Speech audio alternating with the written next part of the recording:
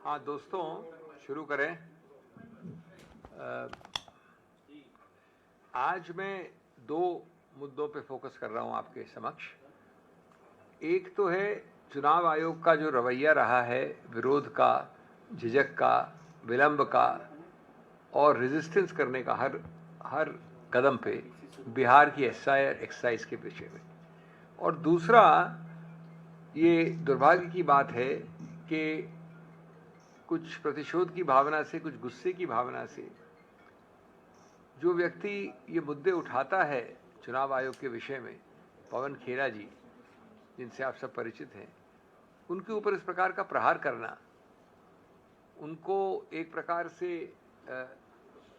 एक अभियुक्त बनाना, आरोपित करना बिना उनसे कोई भी तथ्य पूछे हुए इत्यादि।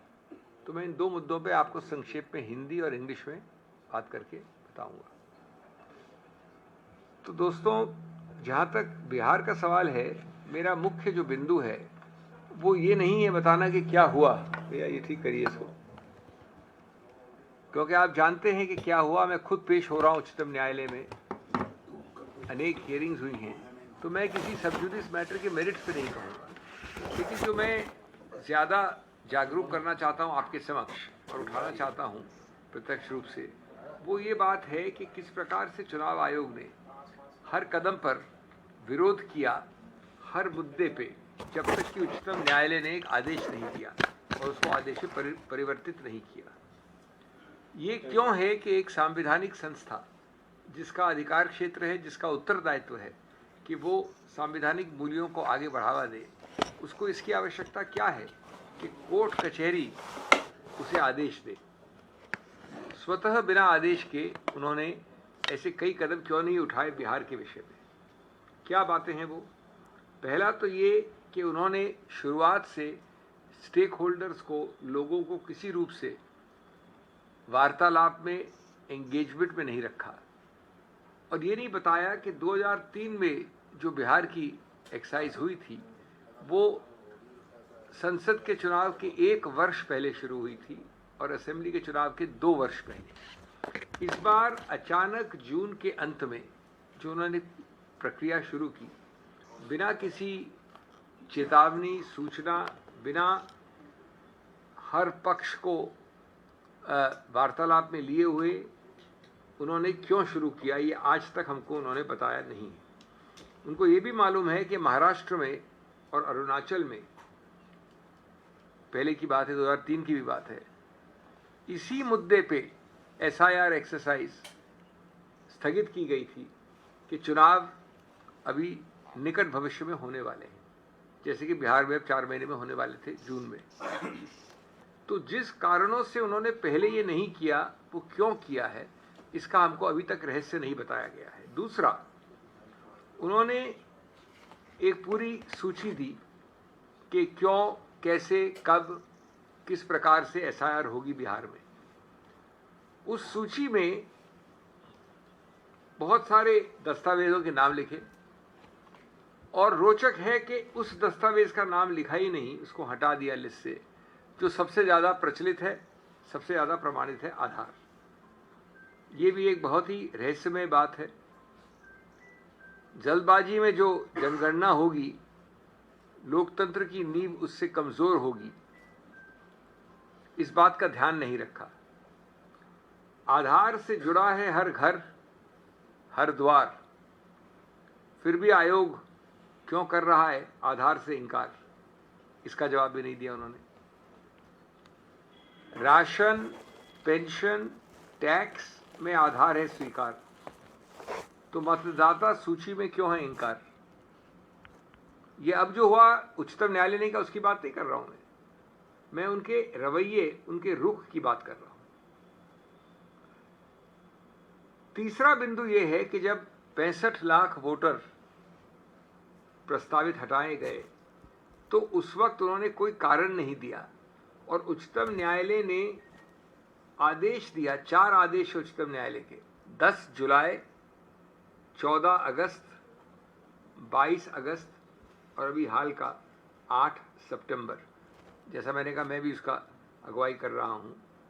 लेकिन जब तक 8 सितंबर 2025 को उच्चतम न्यायालय ने ये नहीं कह दिया कि हमने 3 पहले आदेश दिए थे, पहले हमने एक सुझाव के रूप से कहा था, बाद में हमने बार बार कहा लेकिन आप ये नहीं कर रहे हैं कि आधार को हम स्वीकार करेंगे, इसलिए हमको आज विवश होना पड़ता है ये कहने के लिए कि हमारा आदेश आप परिवर्तित करिए अपने एक सर्कुलर में, अपने एक एडमिनिस्ट्रेटिव ऑर्डर में। ये उन्होंने कहा है 8/9 को। ये दुर्भाग्य की बात है। हम उच्चतम न्यायालय की बात नहीं करें, क्या उन्होंने कहा, उनका तो कहना बाध्य है, कोई विकल्प नहीं रहता उसके बाद, लेकिन आपने अपने आप क्यों नहीं किया? जून से जुलाई से कम 3 आदेश हो गए हैं, आपने क्यों नहीं किया? ये मूल मुद्दा है। उल्टा ये बड़ी एक दुर्भाग्यपूर्ण स्थिति प्रसंग बाहर आया कि उच्चतम न्यायालय के 3 आदेश के बाद, आखिरी वाला 8 सितंबर के, उसके पहले 22 अगस्त और 14 अगस्त के हैं, जब कुछ इलेक्टोरल ऑफिसर्स ने आधार स्वीकार किया तो उनको शो कॉज नोटिस हो गया। ये बात नहीं है उच्चतम न्यायालय के आदेशों की जिसमें आपका कोई भी ऑप्शन नहीं है, ये बात है आपके स्वतः सुशासन की, स्वतः एक संवैधानिक संरक्षक के रूप में अपना उत्तरदायित्व निभाने की।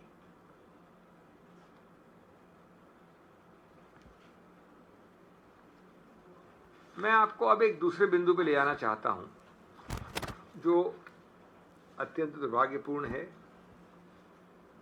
और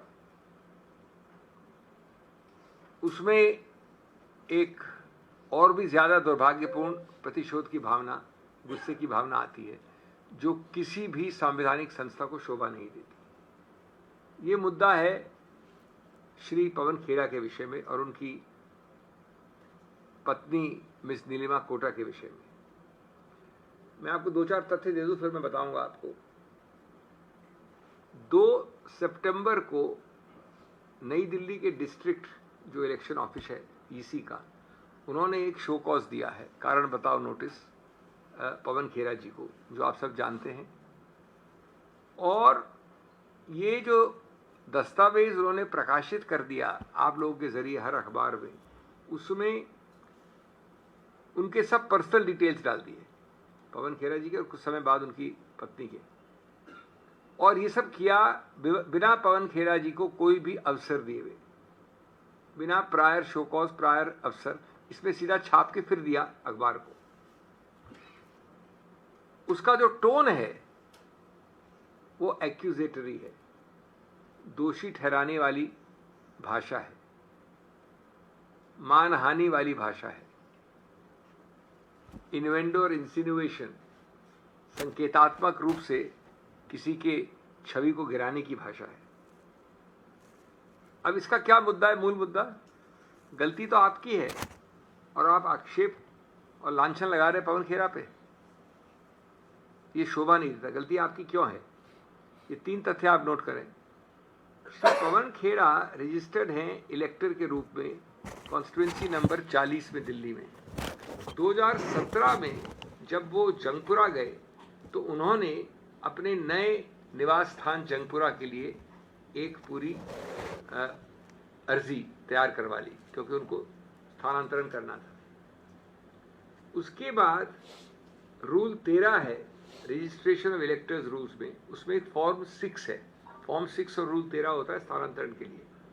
उन्होंने वो भरकर इलेक्टोरल रजिस्ट्रेशन ऑफिसर जो जंगपुरा का है उसको दे दिया। उसमें उनके पुराने वाले जो ये दूसरी कॉन्स्टिट्यूएंसी के 40 में थे, उसके सब डिटेल्स डिस्क्लोज कर दिए कि पहले मैं यहाँ था, अब मैं यहाँ आ गया हूँ। और इन्होंने इस दस्तावेज के आधार पर उनको जंगपुरा में डाल दिया, परिवर्तित कर दिया। उसमें उस अर्जी में जो एक्नॉलेज्ड है, जो स्वीकृत है, उसमें पुरानी कॉन्स्टिट्यूएंसी, पुरानी एरिया का सब तथ्य दिए हुए हैं। रिसीट की तारीख है इनके पास 18 अगस्त 2017 की, जब उन्होंने फॉर्म 6 दिया। साल याद रहे 2017। बात खत्म। 2017 से आज कितने साल हो गए? 8 साल हो गए। अभी 1 साल में 6 महीने में पवन खेरा जी कुछ ज़्यादा मौखिक हो गए हैं। क्यों हो गए मौखिक? उनका काम ये है, वो एक प्रवक्ता हैं, वो कम्युनिकेशन डिपार्टमेंट एक राजनीतिक पार्टी का उसमें सक्रिय हैं। वो अगर वो जनहित के मुद्दे नहीं उठाएंगे इस पोडियम से, जैसे हम लोग सब उठाते हैं, तो उनका क्या काम है? उन्होंने उठाया बिहार पे, उन्होंने उठाया चुनाव आयोग पे, उन्होंने उठाया महाराष्ट्र पे, उन्होंने उठाया और कई मुद्दे जो हम चुनाव आयोग के विषय में उठा रहे हैं। आप गलत सही पे नहीं जाइए, आप उसको अस्वीकार करें, उनसे नहीं माने, उनसे सहमति नहीं, उसकी बात नहीं हो रही है। जब ये मुद्दे उठाते हैं 3 महीने से, तो जो 8 साल पुरानी कहानी है जिसका एक्नॉलेजमेंट स्वीकृति की तारीख है 18 अगस्त 2017, उस स्वीकृति को आप भूल जाते हैं जिस स्वीकृति के अंतर्गत आपने यहां से यहां मुझे स्थानांतरण कर दिया था, और आप उनको ये कारण बताओ नोटिस देते हैं। उनको और उनकी पत्नी को नेम एंड शेम करने का प्रयत्न करते हैं। इससे पहले आंतरिक जांच तो करते, बुला लेते कि हमको ये खबर आई है कि आप 2 जगह हैं, जरा दिखाइए, वो दिखा देते रिसीट। ये एक मुद्दा है। दूसरा मुद्दा है कि अगर मैं रिसीट देता हूं आपको, मैं इस महिला को रिसीट देता हूं कि मेरे को यहां से वहां जाना है, दूसरा अर्जी इस आदमी को देता हूं कि मैं यहां आ गया हूं, वो मुझे वहां डाल देता है परिवर्तित जंगपुरा में, तो ये जो विलंब है 8 साल का, ये जो एक्शन लेने का, कि आपने अपने रिकॉर्ड उस स्वीकृत एक्नॉलेजमेंट के अंतर्गत नहीं बदले, वो किसकी गलती है?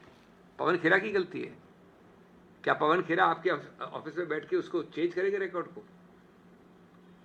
अपने विलंब को 8 वर्ष के आपने डिग आउट किया, खोदा। क्यों? क्योंकि पवन खेरा ने आपके विरुद्ध कुछ बोला, और आपके विरुद्ध नहीं बोला, उन्होंने संस्थापिक, संस्था, संरक्षक, संवैधानिक मूल्यों के विषय में, आपके विषय में बोला। कोई पर्सनल तो है नहीं। तो आपने इसको एक गड़े मुर्दे को निकाल कर बिना कागजों को देखे हुए उन पे आक्षेप लगाने शुरू कर दिए। देखिए, ये मैं अपेक्षा कर सकता हूं राजनीतिक पार्टी से, होनी नहीं चाहिए वहां भी, लेकिन मैं समझ सकता हूं वहां भी जस्टिफाइड नहीं है कि प्रतिशोध की भावना, गुस्से की भावना से अपने राजनीतिक प्रतिद्वंदी पर आक्रमण करें, लेकिन ये किसी संवैधानिक संस्था से तो शोभा नहीं देता। और कम से कम आंतरिक जांच तो कर ली होती। इसलिए मैंने कहा कि जिसने 7 साल पहले सच्चाई बता दी थी, आज उसी को कटघरे में खड़ा कर लिया। ये न्याय है या राजनीति की करतूत है?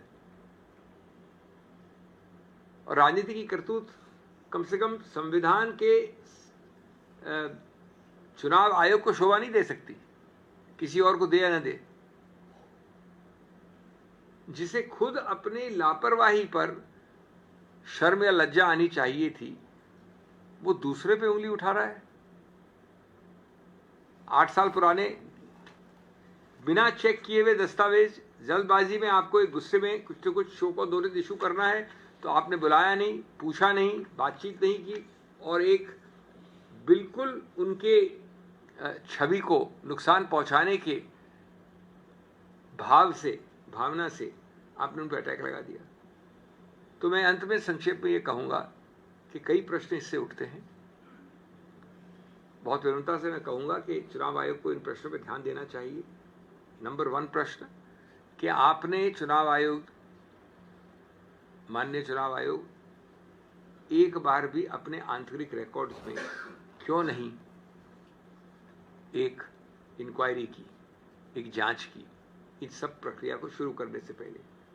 कि 2017 में आपकी अनुमति के साथ वो A से B गए थे और एक्नॉलेजमेंट की अर्जी पड़ी है, उनके बाद तारीख मैंने दे दी आपके सामने। नंबर 2 कि अगर ये है दस्तावेज रिकॉर्ड में जो होने चाहिए, तो किसने अनुमति दी, किस स्तर पे अनुमति दी, किस हाई लेवल पे अनुमति दी कि ये कारण बताओ नोटिस बिना किसी जांच के इशू कर दो भाई? क्यों? क्योंकि वो किसी एक राजनीतिक प्रतिद्वंदी पार्टी का एक मेंबर है, वो हमको तंग कर रहा है, हमसे प्रश्न पूछ रहा है। गणतंत्र में वो एक मुख्य धारा की पार्टी की तरफ से गणतांत्रिक प्रश्न पूछ रहा है, इसलिए उसको शोकॉज इशू कर दो। और 8 साल बाद सबसे बड़ा इशू होता है टाइमिंग का। महाराष्ट्र तो कुछ पुराना हो गया, बिहार 3 महीने से चल रहा है। जोर पकड़ा हुआ है, तीव्रता पकड़ा हुआ है, इंटेंसिटी पकड़ा हुआ है, और आपकी टाइमिंग भी तभी है। 8 साल बाद। जहां तक मुझे याद है कुंभकर्ण भी 6 महीने में उठ गया था, हम तो 8 साल की बात कर रहे हैं।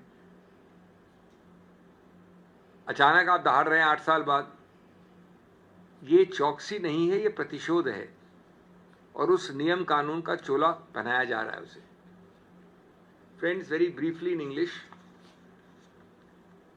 I am focusing on 2 issues very briefly.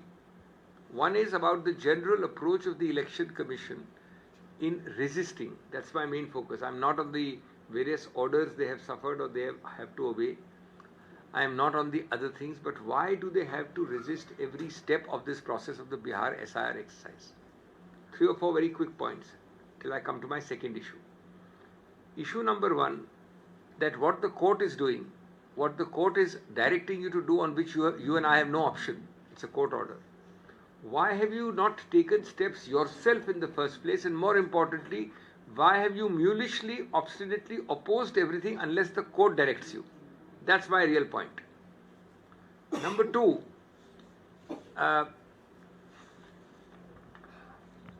did they give us any remote justification or reason till now as to why suddenly, with 4 months left in July for the elections in Bihar, this exercise was undertaken? In 2003, Bihar had a similar exercise.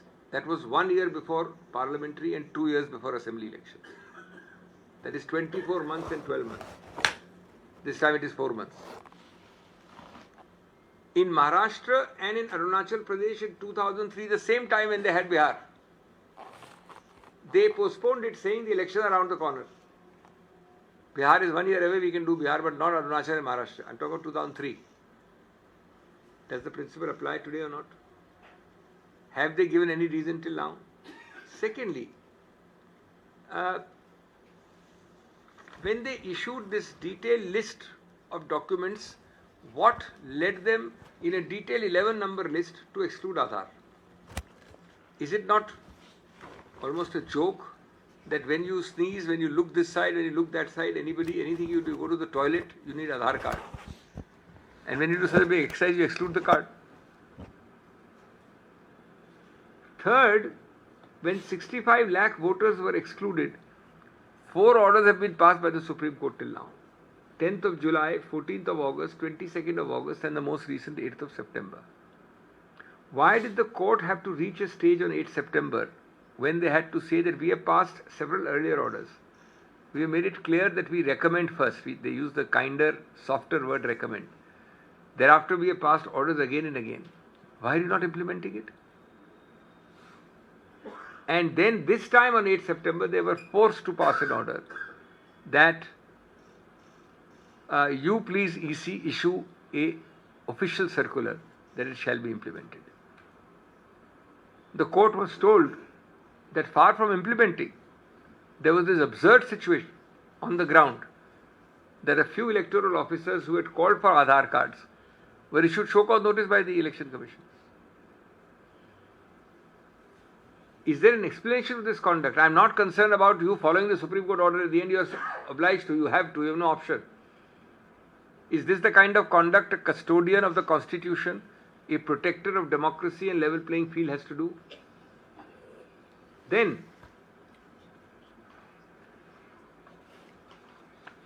it took the highest court to remind the highest commission. It took the highest court to remind the highest commission that inclusion, not exclusion, is the cornerstone of free and fair elections. What does it take to remind you that elections are about building trust, not compiling mistrust in the name of revision? These are elementary things. Democracy, friends, cannot be run on deadlines tighter than drumskins. A rushed SIR is a recipe for mass exclusion, not mass participation. All these are self-evident truths unless your mind is already made up for another object. Let me turn to the other issue briefly, that relating to Mr. Pawan Khera of the Congress party, who speaks to you from this podium frequently, and his wife, Ms. Nilima Kota. The issue is simple, but the conduct and the thinking behind the conduct is deplorable. On 2nd of September 25, that is a week, 10 days ago, a show cause so-called was issued to Mr. Pawan Khera. The show cause made several imputations, innuendos, insinuations, accusatory in tone and nature, impinging on the defamatory, about supposedly having two cards, the so-called epic or voting cards. Now, let me give you 2 or 3 facts and then tell you my comments or my questions. This great election commission, which is managing 7 to 8 crore electors and lists in Bihar, did not have the time to find out in its own records for one man and his wife, for 2 people. I wonder what is going to happen to Bihar records if this kind of negligence takes place there. The record shows that Pawan Khera was registered in a constituency number 40 in New Delhi. He wanted to change to 41, which is Jangpura, where he lives currently, or where he was shifting at that time. He therefore is entitled to change his name, transpose or transfer his name. He applies under a form called 6, which is your prescribed form, Mr. Election Commission. Form 6 comes under Rule 13. In that form, he discloses that I am living earlier in 40, I now want to go to 41 Jangpura. That form is filed with the EC and is receipted on 18/8/17, Form 6. Fortunately, he has a copy of that receipt. Now, pursuant to this application, he is shifted to Jangpura. When is all this happening, sir? Middle of 2017. Only 8 years ago. Rip Van Winkle is the only person who slept more than Kumkaran. I believe Rip Van Winkle slept for 20 years. Is the EC trying to emulate his record by sleeping for 8 years? When Pawan Khera, in the discharge of his duties as a responsible member of the main political party in this country, in the opposition, which has a leader of the opposition, speaks against the EC, especially in the recent past, because it involves Bihar, Maharashtra, etc., etc. Look at the timing. 8 years later, suddenly this notice comes. That's question 1. What were you doing for these 8 years? 2. This reeks of a sense of vendetta and anger. I can understand this from a political party, though I can't condone it, I can't justify it. But how can I understand it from a custodian of the Constitution? There can be no element of animus or irresponsibility or anger. Third, did you not have the wherewithal, the restraint, the decency, the fairness to do a small little internal inquiry? If he can find out these records, and if you have the guts to say that your records are false, then you must also have the guts to check up your receipt in 2017. Mr. Khera writes in 2017 to correct the record. The commission sleeps for 7 years and now awakens to its own vendetta-prone nightmare. Calling this an offence is like blaming a passenger who rang the alarm bell 8 years ago, but the guard never pulled the brakes 8 years ago. The guard is pulling the brakes now, supposedly. 7 years of silence, 8 years of silence, and suddenly they roar like Rip Van Winkle lecturing about punctuality. So these are basic questions which arise in the interests of accountability, constitutional propriety, constitutional protection of level playing field and democracy from the highest commission on this subject in this country, and it does not behove or is completely inapposite conduct on the behalf of such a commission. Thank you.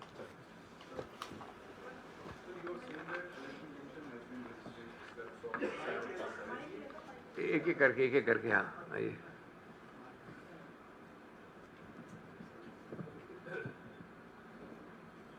Sir, you are saying that Election Commission has been resisting steps of SIR exercise unless court directions, court interventions didn't came. So Congress party has been continuously raising questions on the Commission's credibility. So in such a scenario, as a legal expert of this country, sir, how confident are you that upcoming elections, Bihar elections, are going to be transparent? See, in a democracy, we can only try. In a democracy, I can't put my hand inside your mouth and pull out your tongue. Whatever democratic methods are available, I am representing not the Congress alone, but PUCL. I am representing not the Congress alone, but a coalition of 7 other parties. Now, in a democracy, if these people bona fide are standing up, and if my demands, remember, prior to July, we went many times to the Election Commission. I myself led delegations there. Nothing happened. So the court is the last resort. That's my whole point here. In the court itself, it has taken 1.5 months. You are not prepared to obey the orders. Almost 2 months, in fact. My point is not about Election Commission, me or the court. My point is totally different, that why this resistance? If you are an objective, independent constitutional commission, you should do it yourself. Why do you need 4 orders? The 4th order is very telling, 8th of September. It says that we have given you 3 earlier orders since you have not converted it into directions. Now you, the Election Commission, please issue a circular putting our order in your direction.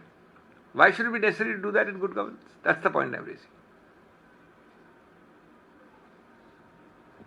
Sir, Election Commission is planning to do SIR in all over India.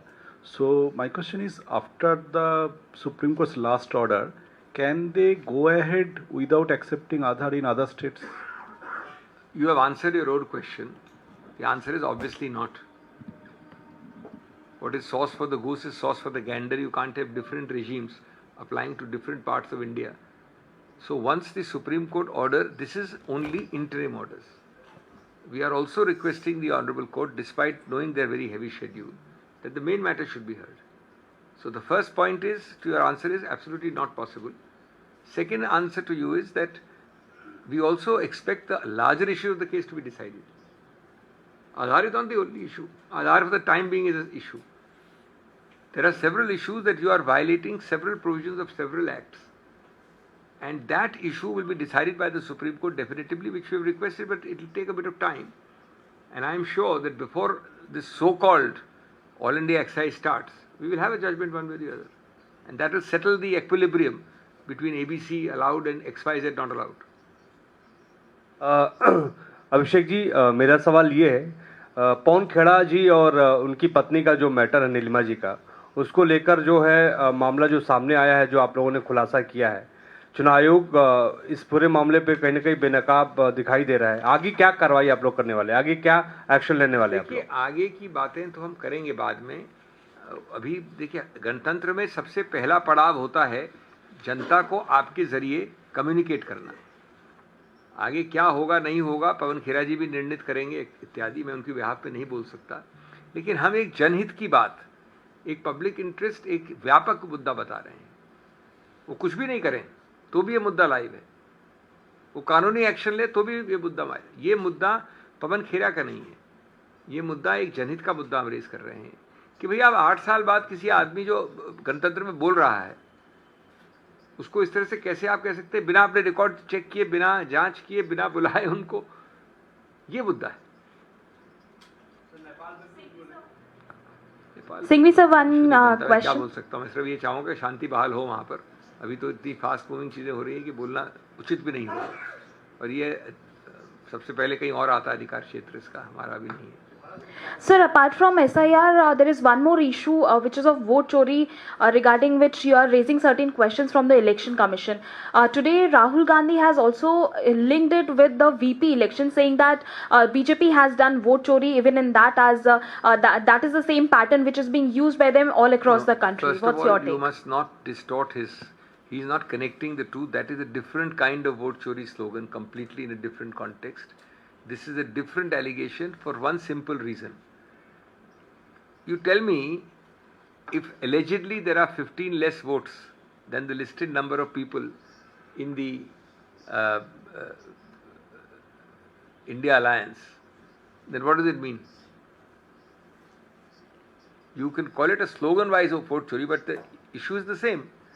One is a smaller scale indirect election, one is a larger scale.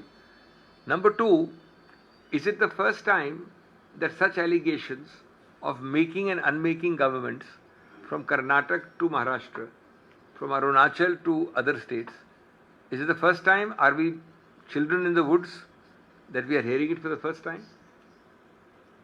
And which party? I went to my own MPs to tell them not to vote. Which party would have done it? So I think Rahul Gandhi's sanket, his insinuation is very clear, though in different contexts. Sir Abhishek sir Singhvi sir ये हिंदी में भी एक बार बोल दीजिए कि उपराष्ट्रपति चुनाव के नतीजों पर जब राहुल गांधी से पूछा गया उन्होंने वोट चोरी करार दिया, तो एक सवाल ये है कि क्या कांग्रेस उपराष्ट्रपति चुनाव नतीजों को वोट चोरी से जोड़ रही है? और ये अभी साथ में कुछ क्रॉस वोटिंग हुई उपराष्ट्रपति के चुनाव में और माना जा रहा है कि विपक्ष के खेमे से हुई, इसको लेकर के क्या आप लोगों की प्रतिक्रिया है? ऐसा है, क्यों विपक्ष एकजुट नहीं रहता? राहुल गांधी जी के वोट चोरी वाले फ्रेज को विकृत करके दो असंबंधित चीजों में एक ही संदर्भ मान के लगाना बिल्कुल गलत होगा। पहली बात, वोट चोरी का जो स्लोगन बिहार में है वो एक अलग संदर्भ है पूरी तरह से, और वहाँ नंबर्स अलग हैं, लेकिन सिद्धांत वही है, एक बहुत छोटे पैमाने पे, और शायद इस पैमाने पे जहाँ पर बहुमत पूर्व निश्चित था तब भी, वो है उपराष्ट्रपति के चुनाव में। जो उन्होंने संकेत किया है वो बड़ा सरल है कि अगर आप इंडिया अलायंस में 15 और वोट काउंट करते और वो गायब हो गए, तो इसका संकेत, इसका अभिप्राय, इसका क्या मायने हो सकता है, इसकी तरफ वो संकेत कर रहे हैं। और चौथा और अंतिम बात, क्या पहली बार हम ये सुन रहे हैं बीजेपी के रवैये के बारे में? कर्नाटक से महाराष्ट्र, अरुणाचल से कहीं और, उत्तर पूर्व में कोई नई बात तो नहीं है। वो उस संदर्भ में कह रहे थे। दो अलग अलग संदर्भ है, लेकिन सिद्धांत समान हो सकता है। Hello, Sanghvi sir. Sir, don't you think if the Rahul Gandhi sir is so confident about the voter chori, so according to the People Representation Act 1951, he should submit an affidavit to election commissions? We have answered the affidavit point for the last, 3 months. I have answered it from here. Where were you then? Okay. I have said that time, I don't want to anticipate myself. I have taken a full press conference on it. This government follows the principle, unfortunately, but the election commission should not, and that is what they are doing now, which is even more unfortunate. Ignore the message, start shooting the messenger. That's what is happening. Affidavit is the biggest red herring of this century. It's a non-issue. You people are asking about affidavit, you're not asking about the 10 questions we have asked the election commission. The election commission has not once said that we will look into all this mass of data which under Rahul Gandhi's able leadership the Karnataka government is prepared. We will look into the Bihar data and we'll return to you after 2 weeks of examining. They say you first give this, otherwise we will, suppose some murder is being seen and I come running to the police and say, police, first get me an affidavit, then I will look into the murder. What kind of joke is this? So the questions are misdirected. Your questions should be asking them where are the answers to our questions. Sir कल BJP ने जो है दावा किया था कि 14 सांसदों ने जो है क्रॉस वोटिंग की, आज 14 या 15। नहीं, मैंने उत्तर दे दिया, मैं और नहीं दूंगा, मैंने उत्तर दे दिया उसे। नहीं सर, आज उनके एक मंत्री ने ट्वीट करके सभी का धन्यवाद दिया है। तो कांग्रेस पार्टी का स्टैंड क्या है कि आप मान रहे हैं कि क्रॉस वोटिंग हुई है या नहीं हुई, या वोट चोरी हुई है? वो मेरे 4 बिंदु जो उनको दिए, 5वां बिंदु आप जोड़ लीजिए। आप खुद ही कह रहे हैं कि स्वीकृत कर रहे हैं वो लोग जिन्होंने क्रॉस वोटिंग करवाई, तो जो मैंने कहा उसको प्रमाणित कर रहे हैं आप। वो भी प्रमाणित कर रहे हैं, वो भी प्रमाणित कर रहे हैं। स्टैंड पूछ रहा हूं। स्टैंड क्या, मैंने 5 स्टैंड दे दिए ना आपको, 5 बिंदु दे दिए, 5वां तो आपने ऐड करवाया। हाँ, आपका कोटा डबल हो गया। चलिए सर, क्या चुनाव आयोग से आप ये कहेंगे कि इस मामले पर पवन खेड़ा और उनकी पत्नी वाले मामले पर माफी मांगे? देखिए, माफ़ी तो उनको हमारे बिना बोले ही मांग लेनी चाहिए थी। आज औपचारिक रूप से मैंने कहा है तो मैं आशा और विश्वास करूंगा कि वो करें ये, लेकिन मुझे लगता नहीं बिल्कुल भी कि होने वाला है। संवैधानिक रूप से आपका प्रश्न एकदम सही है, लेकिन आजकल के वातावरण में और जो कुछ देख रहे हैं आप, उसमें ये एक अनरियल लगता है सुन के। होना बिल्कुल चाहिए, आप वजह फरमा रहे हैं, लेकिन मुझे आशा विश्वास होने के बावजूद मुझे लगता नहीं कि होगा।